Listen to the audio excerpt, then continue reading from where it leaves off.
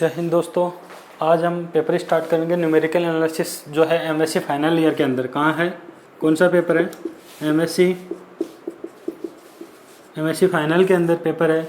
हम उसको स्टार्ट कर रहे हैं, फर्स्ट यूनिट है। तो आज इस पेपर के बारे में कुछ बेसिक नॉलेज है वो आपको मैं बता देता हूँ, ठीक है। सबसे पहले तो इस पेपर को स्टार्ट करने से पहले आपके पास एक कैलकुलेटर होना चाहिए। कौन सा? देखो जूम करके, जिसमें साइन कोस थीटा और x square log functions complete जो आपने बीएससी के अंदर कैलकुलेटर यूज़ किया था वही कैलकुलेटर यूज आएगा, ठीक है। तो आज पेपर स्टार्ट करते हैं न्यूमेरिकल एनालिसिस। इसके बारे में मैं आपको बता देता हूँ। इस साल 2021 में एग्ज़ाम किस पैटर्न पे लगेगी? एग्ज़ाम आपको 10 क्वेश्चंस आते हैं पेपर में। मैक्सिमम मार्क्स 100 नंबर का पेपर होता है आपका, ठीक है। इस साल आपको 10 क्वेश्चंस में से कोई भी 3 क्वेश्चंस करने होंगे, ठीक है स्टूडेंट्स। आपको बात समझ में आ रही है कि पहले 10 क्वेश्चंस आते थे, उनमें से हमें कोई 5 क्वेश्चंस करने होते थे। कौन से 5? हर यूनिट से 1 क्वेश्चंस करना होता था। तो एक यूनिट में 2 क्वेश्चंस आते थे, एक यूनिट में, ठीक है। और इसी प्रकार या तो इस दोनों में से एक क्वेश्चंस करना होता है, या तो अथवा वाला कर लो या उससे ऊपर वाला कर लो। अब वो बाउंडेशन हटा दिया, आप फर्स्ट यूनिट से ही दोनों क्वेश्चंस कर सकते हो और फिर एक क्वेश्चंस और कर सकते हो। आपको कंप्लीट कहाँ तक करना है? 3 क्वेश्चंस करना है आपको, ठीक है। आ रही है मेरी बात समझ में? यानी आपको 60 नंबर का पेपर करना है, मैक्सिमम मार्क्स आपके 60 होंगे। आ रही है सब बात समझ में? तो ये चीज़ें तो आपको पता भी होंगी, फिर भी मैं एक बार आप बेसिक चीज़ें मैंने बता दी है कि पेपर इस पैटर्न पे होगा। तो हमारा मोटिव रहेगा फर्स्ट यूनिट से दोनों क्वेश्चंस कवर करने की कोशिश करेंगे। तो आज स्टार्ट करेंगे हम इटरेशन मेथड। कौन सा मेथड?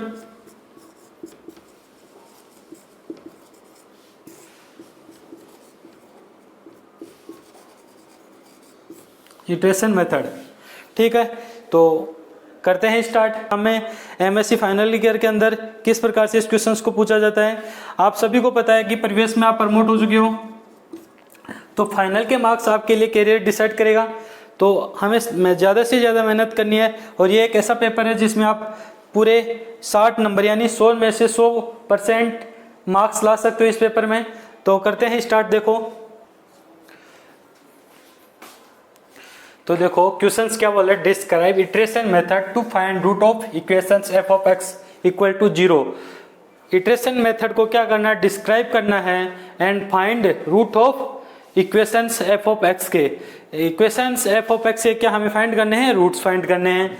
सेकेंड क्वेश्चन है इसी में, find condition of convergence of iteration method.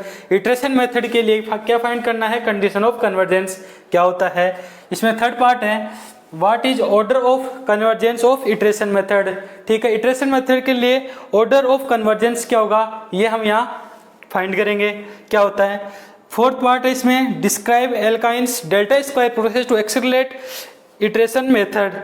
Iteration method के लिए कौन सा? डेल्टा स्क्वायर प्रोसेस, ये भी हम यहाँ प्रूव करेंगे। इनसे बेसिस जो भी क्वेश्चंस होंगे फिर वो भी हम यहाँ अच्छे से कवर करेंगे।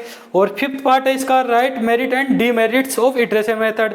इटरेशन मेथड से मेरिट एंड डीमेरिट्स हमें लिखनी है यहाँ, ठीक। तो ये क्वेश्चन आपको समझ में आ गया होगा, इसमें तो कुछ ऐसी चीजें नहीं है। अब इसका सॉल्यूशन देखेंगे हम कि इटरेशन मेथड का डिस्क्राइब किस प्रकार है और इसके इक्वेशंस के रूट क्या होंगे, ठीक है। तो ये क्वेश्चंस नोट कर लो और साथ के साथ नोट करते रहना। और जो भी नोट नहीं कर पा रहा है वो स्क्रीनशॉट ले लो। जब भी आप क्लास खत्म हो सबसे पहले नोट्स तैयार करना। और जिस भी स्टूडेंट्स ने या जिस भी विद्यार्थी ने अभी तक channel the real math YouTube channel को सब्सक्राइब नहीं किया है, सबसे पहले चैनल को सब्सक्राइब कीजिए तथा इस वीडियो को अधिक से अधिक शेयर कीजिए। और अब आगे करते हैं इसका सॉल्यूशंस, ठीक है। तो देखो सॉल्यूशंस फर्स्ट का, लेट गिवन इक्वेशंस क्या दे रखी है हमें? एफ ऑफ एक्स दे रखा है, ठीक है। इस इक्वेशंस को right given equation in following form, इस इक्वेशंस को मैं इस रूप में लिख रहा हूँ। कैसे, क्यों लिख रहा हूँ इसका भी मैं आपको भी रीजन दूंगा। Let x not be initially root of given equations. इस गिवन इक्वेशंस के मैंने इनिशियली रूट क्या मान लिए? एक्स नॉट मान लिया, ठीक है।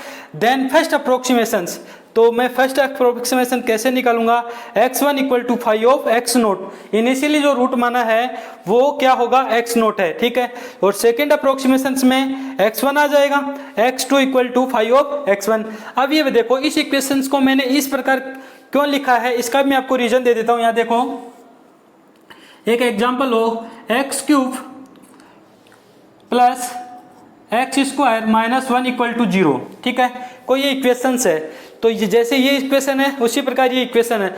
अब इस इक्वेशंस को किन किन फॉर्म में लिख सकते हैं, उनमें से एक ये फॉर्म होगी। तो देखो किस प्रकार, यहाँ से मैं x की वैल्यू फाइंड करता हूँ, तो एक्स क्यूब इक्वल टू क्या हो गया, माइनस के एक्स स्क्वायर प्लस 1, ठीक है। x इक्वल टू क्या है बताओ, there implies x equal to क्या आया, माइनस एक्स स्क्वायर प्लस 1 की पावर 1/3, x की वैल्यू आ गई। अब मैं एक x की वैल्यू और देख रहा हूँ, यहाँ से क्या ले रहा हूँ, एक्स स्क्वायर कॉमन ले रहा हूँ, ठीक है। तो क्या हो गया, x plus 1 minus 1 equal to 0। यहाँ से x की वैल्यू क्या आई बताओ, एक्स स्क्वायर इक्वल टू है, तो एक्स स्क्वायर इक्वल टू क्या हो गया, 1/x प्लस 1। अरे बात समझ में यहाँ, तो यहाँ से x की वैल्यू क्या आई, x equal to 1/√x plus 1, ठीक है।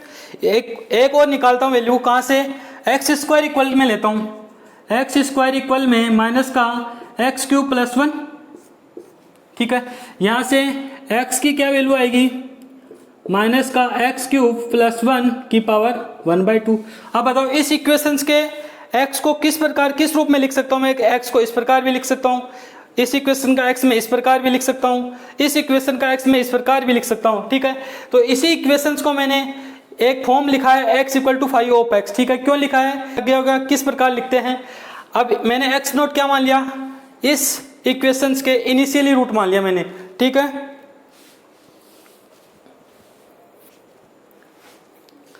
फिर फर्स्ट अप्रोक्सीमेशन निकालूंगा, कैसे निकालूंगा, x1 equal to 5 of x not, initially root रखेंगे यहाँ 5 के स्थान पे, और सेकंड अप्रोक्सीमेशन में जो फर्स्ट अप्रोक्सीमेशन निकाल चुके x1 वो रखेंगे 5 ऑफ x1। सिमिलरली इसी प्रकार चलता रहेगा, और आगे देखते हैं इसको, ठीक है। यहाँ तक नोट करो, साथ के साथ स्क्रीनशॉट लेते रहना।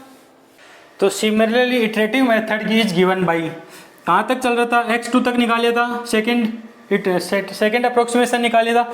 अगर n+1 अप्रोक्सीमेशन निकाले तो क्या होगा, xn+1 equal to 5 of xn, ठीक है। इस यहाँ से एक कम, ठीक है। जब x1 निकाला था तो क्या था, इनिशियली रूट x नोट, जब x सेकेंड अप्रोक्सीमेशन निकाला था x2 इक्वल में क्या था, 5 ऑफ x1। तो अगर xn+1 है तो क्या होगा, 5 of xn, is equation number 1, ठीक है। अब देखो हमारा फर्स्ट पार्ट प्रूफ हो चुका है, जब इनिशियली रूट हमने x माना था तो यह क्या होगा, इटरेटिव मेथड का फॉर्मूला होगा, ठीक है। अब इसी का यूज करते हुए हम कंडीशन ऑफ कन्वर्जेंस फाइंड करेंगे, ठीक है।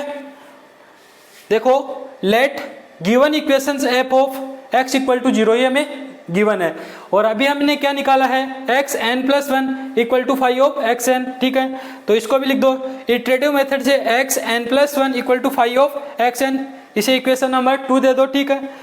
अब देखो मैं xi, let xi is exact root of given equations, इस इक्वेशंस का मैं एग्जैक्ट रूट मानता हूं, क्या, हेक्साई। हेक्साई क्या है, बहुत छोटी संख्या है, क्या है, बहुत ही छोटा रूट है, ठीक है। तो इसको क्या मान लिया मैंने, let xi is exact root of given equations, then xi equal to 5 of xi, equation number 3। अब इक्वेशन नंबर 2 - 3 करेंगे तो हमें क्या प्राप्त होगा, देखो equation 2 - 3 xn+1 minus xi equal में 5 ऑफ xn माइनस का 5 ऑफ हेक्साई, इक्वेशन नंबर 4, ठीक है। यहाँ तक किसी भी स्टूडेंट्स को मेरे हिसाब से कोई प्रॉब्लम नहीं आई होगी, ठीक है। इसे नोट करते रहना साथ के साथ, अगर किसी भी स्टूडेंट्स को कोई प्रॉब्लम हो तो बेझिझक वो कमेंट कर सकता है कि सर यहाँ मेरे को दिक्कत आ रही है, ये क्वेश्चन कैसे आई। जो भी कोई प्रॉब्लम होगी आपकी कोई भी, उसको मैं यहाँ पर दोबारा से बताने की कोशिश करूँगा नेक्स्ट क्लास में। तब तक के लिए आप इस वीडियो को अच्छे से देखते रहो, तो इसको नोट कर लो साथ के साथ। अब आगे देखो, तो देखो इक्वेशन 4 कैसे आई थी, इक्वेशन 2 - 3 करने पे इक्वेशन नंबर 4 आई थी, xn+1 minus xi equal to five of x n minus five of xi, ये क्या है, इक्वेशन नंबर 4 थी हमारी। ठीक है, अब हम इस इक्वेशन 4 में लाग्रांजेस मीन वैल्यू थ्योरम लगा रहे हैं। ठीक है, अब ये क्या होती है आपको पता है क्या, f of b minus f of a upon b minus a equal to f dash c, जहां a less than c less than b, यानी ए क्या है, बहुत छोटी संख्या है, इसे लाग्रांजेस मीन वैल्यू थ्योरम्स कहते हैं। ठीक है, ये आपने बीएससी में अच्छे से की हुई है आपकी, तो मैं यहाँ पर इसका डायरेक्ट यूज कर रहा हूँ। तो क्या हो गया, x n plus one minus xi equal में x n minus xi five dash xi i, मैंने एफ डैश सी के स्थान पे क्या माना है, फाइव डैश हेक्साई आई, ये क्या हो गई इक्वेशन नंबर 5। ठीक है, जहाँ हेक्साई क्या है, बहुत ही छोटी संख्या है। ठीक है, बहुत ही छोटी संख्या, यानी हेक्साई less than हेक्साई i less then x N. ठीक है, सबसे छोटी कौन सी है इसमें, हेक्साई। ठीक है, अब इक्वेशन नंबर 5 का मैं यूज करके एक इक्वेशंस बना रहा हूं, इसको मैं क्या मान लेता हूं, इस टोटल को एप्सिलॉन n प्लस 1। ठीक है, और इसे मैं मान लेता हूं एप्सिलॉन n, क्या, एप्सिलॉन n। आप नोट मत कर लेना, साथ के साथ ये मैं एक आपको बता रहा हूं कि अभी मैं इसको ये मान के आगे इस इक्वेशंस को मैं सोल्व करूंगा। तो देखो, let x n plus one minus xi equal to, क्या माना मैंने इसको, एप्सिलॉन n प्लस 1। ठीक है, एक्स एन माइनस हेक्साई को क्या माना, एप्सिलॉन n, इसको क्या दे दो, इक्वेशन नंबर 6। ठीक है, अब इस इक्वेशन नंबर 6 का यूज इक्वेशन नंबर 5 में करेंगे तो क्या हो जाएगा, एप्सिलॉन n प्लस 1 इक्वल में epsilon n five dash xi आई। ठीक है, ये क्या हो गई, इक्वेशन नंबर 7। अब इसी इक्वेशन नंबर 7 में मैं n इक्वल टू 0 लूँ तो क्या होगा, n इक्वल टू 0 लेने पे epsilon 1 equal to epsilon naught five dash xi आई, और अगर n इक्वल टू 1 लूँ तो क्या हो गया, 1 और 1 2, तो epsilon 2 equal to epsilon 1 five dash xi i. आ रही बात समझ में। अगर मैं इसको आगे चलता रहूँ तो कहाँ तक होगा, देखो,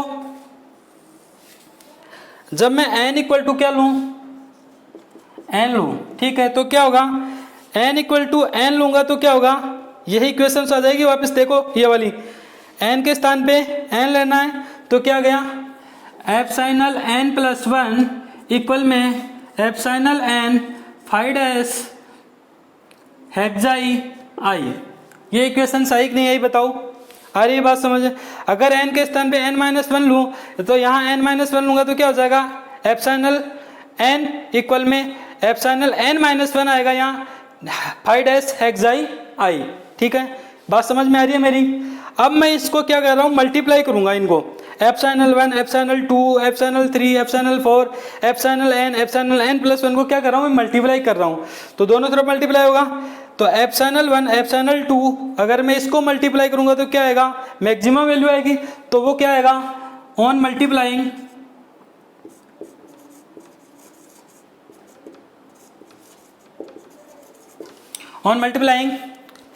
एप्सिलॉन n प्लस 1। ठीक है, इक्वल में, अभी मेरे को यहाँ बताओ, अगर मैं epsilon not epsilon 1 epsilon 2 epsilon 3 epsilon 4 epsilon n को मल्टीप्लाई करूँ तो क्या आएगा, अरे 0 1, 0 को 1 से मल्टीप्लाई किया, जो वैल्यू है उसको 2 से मल्टीप्लाई किया, 3 से मल्टीप्लाई किया, हर n टाइम्स मल्टीप्लाई किया। 0 को किसी संख्या से कितने टाइम्स में मल्टीप्लाई करो तो क्या आएगा, 0, तो एप्सिलॉन नॉट आएगा, तो एप्सिलॉन नॉट, और क्या चल रहा है, फाइव डैश जीटा आई।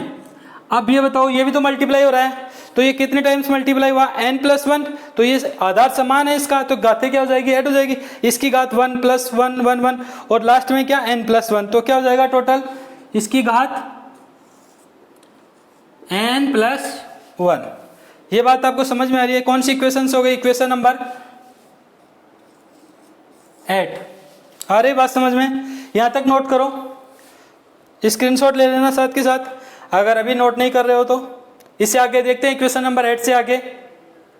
तो हमारी इक्वेशन नंबर 8 क्या आ गई थी, epsilon n plus 1 equal to epsilon naught five dash g xi आई की पावर n प्लस 1, ये क्या थी हमारी इक्वेशन नंबर 8। ठीक है, अब इक्वेशन नंबर 8 से मैं इक्वेशन नंबर 6 का यूज कर रहा हूँ। इक्वेशन नंबर 6 में मैंने क्या माना था, एक्स एन प्लस 1 माइनस हेक्साई को क्या माना था मैंने, एप्सिलॉन n प्लस 1। अरे equation number 6 using equation 6, equation 6 का यूज करके मैंने क्या किया है, एप्सिलॉन n प्लस 1 के स्थान पे x n प्लस 1 माइनस हेक्साई लिखा है, ये एज इट इज है। तो अब हमें क्या चाहिए, for convergence to exact solutions. तो एग्जैक्ट सॉल्यूशंस के लिए क्या करेंगे, x n प्लस 1 किसको कन्वर्ट करेगा, हेक्साई को। अगर x n प्लस 1 हेक्साई को कन्वर्ट कर रहा है तो x n प्लस 1 माइनस हेक्साई इसको यहाँ लिया है तो किसको कन्वर्ट करेगा, जीरो को कन्वर्ट करेगा। अगर ये टर्म जीरो को कन्वर्ट कर रही है तो ये भी जीरो को कन्वर्ट करेगी इन जनरल। बताओ इसमें कोई दिक्कत क्या आपको, अगर ये कंडीशंस जीरो को कन्वर्ट कर रही है तो ये भी जीरो को कन्वर्ट करेगी। तो मैंने लिख दिया एप्सिलॉन नॉट 5 हेक्साई आई की पावर n प्लस 1 किसको कन्वर्ट कर रही है, जीरो को। अगर जीरो को कन्वर्ट कर रही है तो 5 हेक्साई आई लेस देन 1। कैसे, देखो x की power n tends to zero. अगर x की n की कुछ भी वैल्यू रखो, x की कोई भी वैल्यू रखो, अगर ये जीरो की तरफ कन्वर्ट कर रहा है, यानी जीरो के पास जा रहा है, एग्जैक्ट जीरो कभी नहीं होगा, जीरो के बहुत निकटतम पास यानी बहुत अधिक पास जा रहा है ये, ठीक है, बट जीरो पे कभी नहीं पहुंचेगा, ठीक है। तो इसको मैं किस प्रकार लिखूंगा, mode of x less than 1। ये चीज आपने बीएससी में देखी होगी, 1 से तो कम ही होगा ना ये x की वैल्यू हमेशा 1 से कम होगी। क्यों, क्योंकि ये कहाँ टेंस कर रहा है, जीरो की तरफ टेंस कर रहा है, मतलब जीरो के आसपास होगा, तो वो ऑब्वियसली 1 से तो छोटा ही होगा। Mod of 5 हेक्साई i less than 1, ठीक है, इसे क्या बोलते हैं, condition of convergence. Condition of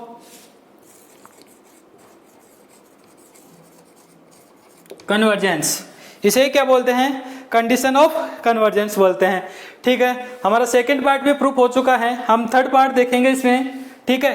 तो यहाँ तक आप नोट कर लो एक बार और अच्छे से साथ के साथ नोट करते रहना, या फिर स्क्रीनशॉट ले लो जब भी आप क्लास खत्म हो जाए उसके बाद में अच्छे से नोट्स तैयार करना इसके, ठीक है स्टूडेंट्स।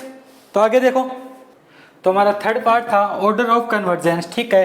तो सबसे पहले इसकी डेफिनेशन देखो, p greater than equals to 1 is called order of convergence of iteration method if epsilon n plus 1 equal to c, कोई कांस्टेंट है, एप्सिलॉन नॉट की पावर p, तो यहाँ पर ये जो पावर p होगी एप्सिलॉन नॉट की वो क्या होगी, ऑर्डर ऑफ कन्वर्जेंस, ठीक है।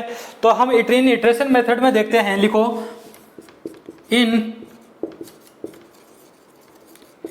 इटरेशन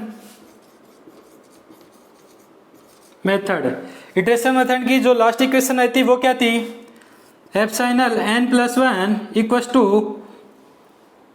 एप्सिलॉन नॉट 5 हेक्साई आई की पावर n प्लस 1, यही इक्वेशन आई थी।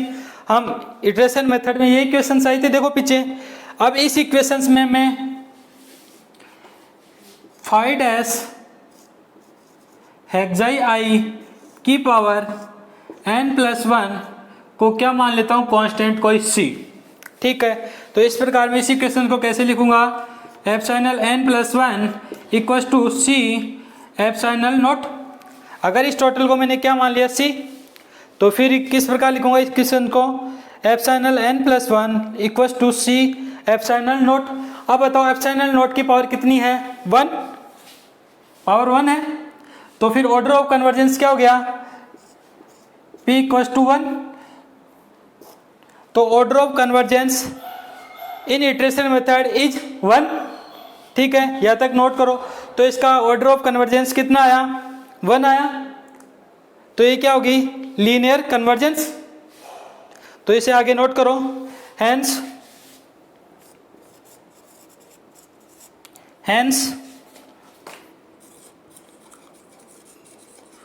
order of convergence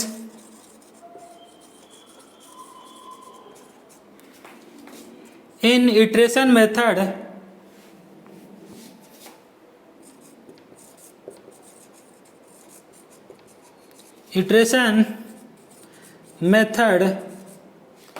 is 1, that is, आप लिख लेना, मैं यहाँ लिख देता हूँ, that is linear कन्वर्जेंस, ठीक है, यहाँ तक नोट करो। थर्ड पार्ट है ये हमारा, ऑर्डर ऑफ कन्वर्जेंस हमें फाइंड करना था, मैंने ऑर्डर ऑफ कन्वर्जेंस फाइंड कर दिया है। यहाँ एप्सिलॉन नोट की जो पावर p होती है वो ही क्या होता है, ऑर्डर ऑफ कन्वर्जेंस, ठीक है। तो इसको नोट करो साथ के साथ, स्क्रीनशॉट ले लेना। तो देखो फोर्थ पार्ट क्या था हमारा, Aitken's delta square process to accelerate iteration method, ठीक है। डेल्टा स्क्वायर प्रोसेस हमें इसमें इटरेशन मेथड में लगाना था।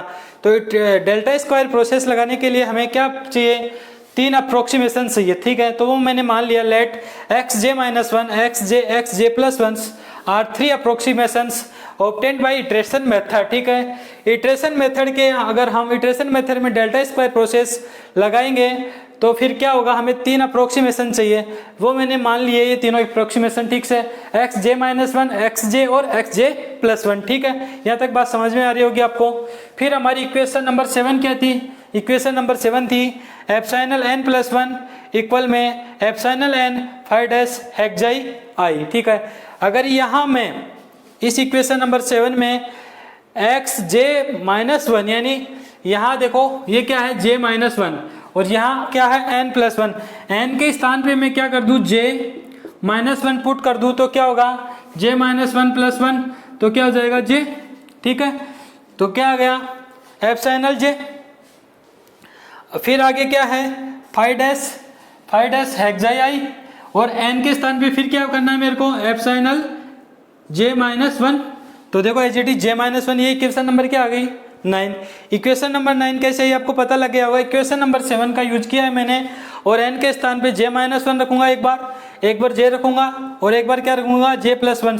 जहाँ तक मेरे को यूज होगी वो चीज़ें मैं यहाँ पुट करूंगा। अगला वाला पुट करूंगा मैं x n equal to j, तो एप्सिलॉन j प्लस वन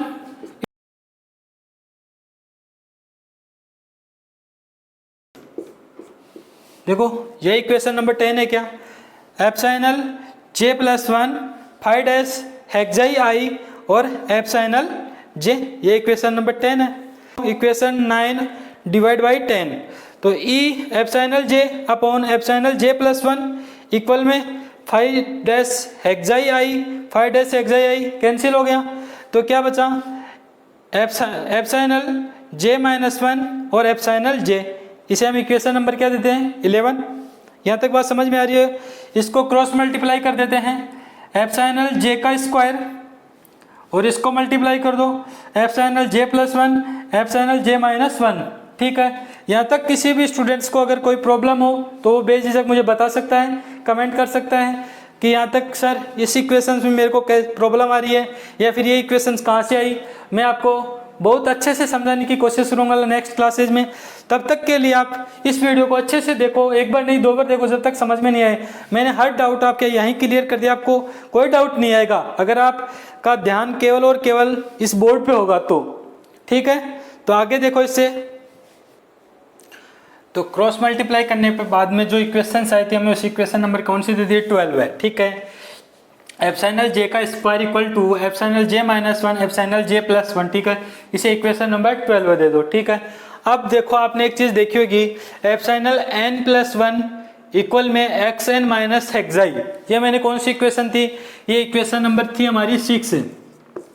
आ रही बात समझ में, epsilon n equal to xn minus xi, यानी अगर यहाँ n है तो x के साथ क्या आ रहा है n आ रहा है, यानी xn माइनस हेक्साई को मैंने क्या लिखा था एप्सिलॉन n, ये हमने लेट अज्यूम किया था, ठीक है। तो वही यहाँ इक्वेशन नंबर 6 का यूज कर रहे हैं। x n के स्थान पे क्या है j, तो x j माइनस हेक्साई का स्क्वायर, देखो उस इक्वेशन नंबर 6 से यहाँ देखो क्या है j माइनस n के स्थान पे क्या है j माइनस वन, तो x j minus one minus xi, अगर n के स्थान पे j प्लस वन है तो क्या आ जाएगा x j plus one minus xi, ये इक्वेशंस आ गई। अब इसे ओपन कर दो, a माइनस बी के होल स्क्वायर से ओपन कर दो इसको, तो a square plus b square minus का 2ab, इनको आपस में मल्टीप्लाई कर दो, तो x j minus one x j plus one, ठीक है, आपस में मल्टीप्लाई होगा, हेक्साई से हेक्साई मल्टीप्लाई होगा तो हेक्साई स्क्वायर, अब हेक्साई को एक बार इससे मल्टीप्लाई करोगे, हेक्साई को इससे मल्टीप्लाई करोगे तो हेक्साई कॉमन आ गया, x j minus one plus x j plus one, बताओ कोई दिक्कत क्या किसी भी स्टूडेंट्स को? नहीं ना यहाँ तक? तो अब आगे देखो, यहाँ से क्या कर रहा हूँ मैं, हेक्साई, यहाँ हेक्साई है और कहाँ है ये हेक्साई, ये हेक्साई स्क्वायर से हेक्साई स्क्वायर कैंसिल, एक हेक्साई ये है, ठीक है। तो मैं इनमें से कॉमन ले रहा हूँ xi, xi x j minus one plus x j plus one minus two x j, ठीक है। कोई बात समझ में आ रही है क्या? ये इक्वल में था, मैं इसको इस साइड लेके आ रहा हूँ तो क्या हो जाएगा पॉजिटिव, तो हेक्साई पॉजिटिव मैंने कॉमन ले लिया, x j minus one plus x j plus one और ये क्या था माइनस का टू एक्स एक्स जे, हेक्साई मैंने बाहर कॉमन ले लिया तो टू एक्स जे। अब इक्वल में क्या बचा देखो, x j minus one x j plus one minus x j square, कौन सा वाला, ये रहा, इसको माइनस आ जाएगा उस साइड में जाती, ठीक है। तो बताओ इस इक्वेशन में किसी भी स्टूडेंट्स को कोई प्रॉब्लम क्या? नहीं ना। अब देखो आगे, हेक्साई इक्वल के रूप में मैं लिख रहा हूँ, हेक्साई के इक्वल के रूप में लिखूंगा तो x j minus one x j plus one minus x j का स्क्वायर अपॉन जो इसके मल्टीप्लाई में गया वो अपॉन में आ गया। इस इक्वेशंस को मैं इस फॉर्म में भी लिख सकता हूँ, x j plus one minus x j plus one minus x j का square upon x j minus one minus के two x j plus x j plus one. अगर इसको मैं फिर ओपन करूंगा, एलसीएम लूंगा तो फिर यही इक्वेशंस आ जाएगी, ठीक है। बताओ किसी स्टूडेंट्स को यहाँ कोई प्रॉब्लम हुई क्या? नहीं। तो आगे देखो, ये क्या है, x j plus one minus x j और यहाँ क्या है, x j minus one minus के two x j plus one, ठीक है। अब देखो delta f of x equal to क्या होता है, अगर डेल्टा की मैं डेफिनेशंस लगाऊं तो क्या होगा, F of x plus H minus का एफ ऑफ एक्स, एच के स्थान पे मैं क्या ले लूं, वन ले लेता हूं तो क्या हो गया, delta of f of x equal में f x plus one minus f of x.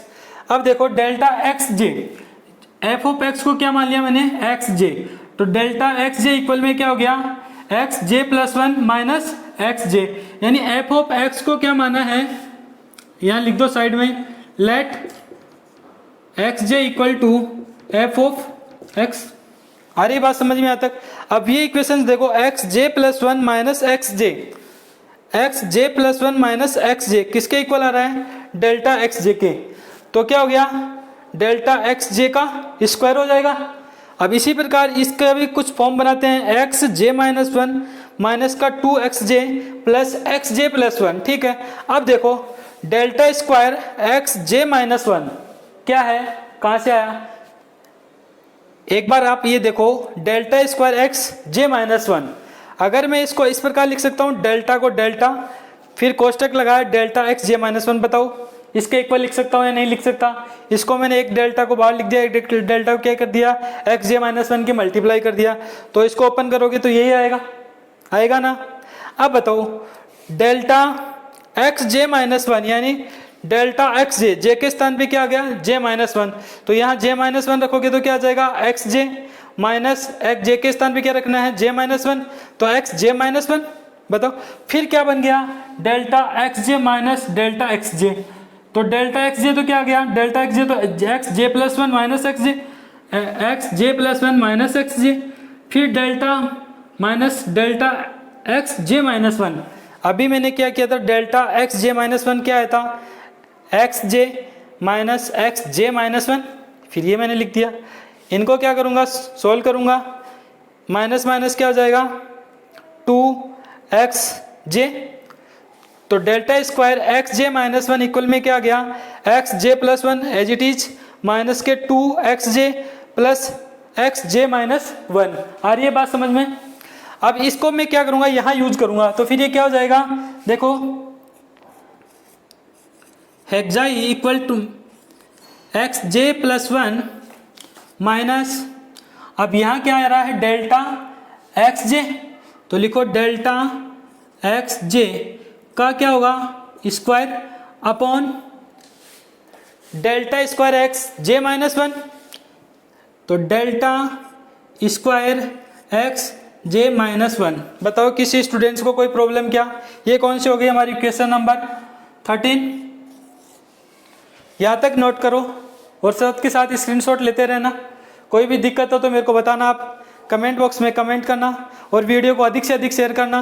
एक तो इक्वेशन नंबर 13 हमारी क्या गई थी, xi equal to x j plus 1 minus का डेल्टा एक्स जे का whole square upon delta square x j minus 1। बताओ यहाँ तक किसी भी स्टूडेंट्स को कोई प्रॉब्लम नहीं आएगी।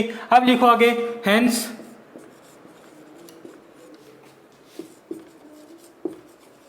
Further approximations